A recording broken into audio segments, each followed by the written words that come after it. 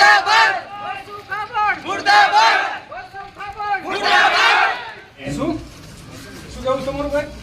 આતંકવાદી કીધા છે અમને તો. એ તો કરશું જે થશે હો. જોહર છત્યો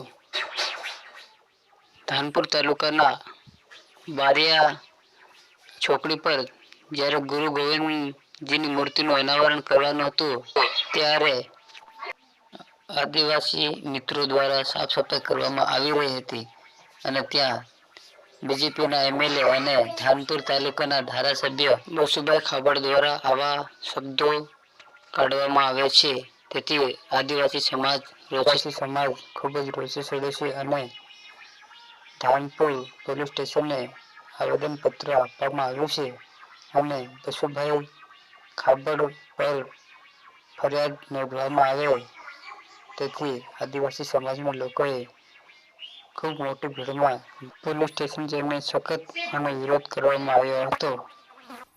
જય જોહાર, જય આદિવાસી, જય ભીલ પ્રદેશ. જય ભીલ પ્રદેશ.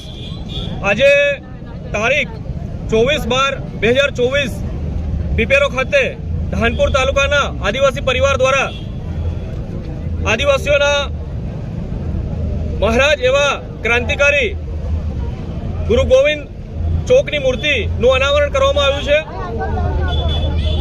જ્યારે આદિવાસીઓના આટલા બલિદાન અને સંઘર્ષને ક્યાંય પણ સ્થાન ન આપવામાં આવતું હોય અને એના વિરુદ્ધમાં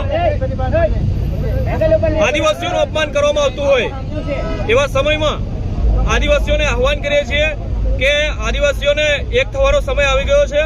આવી મૂર્તિઓ, આવા ક્રાંતિકારીઓ દરેક જગ્યાએ આપણે સ્થાપના કરીએ અને આદિવાસી સમાજમાં જનજાગરણ લાવીએ.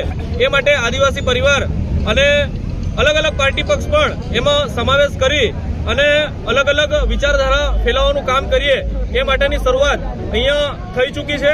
આવનાર સમયમાં દરેક જગ્યાએ આવા આદિવાસી ક્રાંતિકારીઓની મૂર્તિઓનું સ્થાપન પણ કરવામાં આવશે. જોહાર, જય ભીલ પ્રદેશ.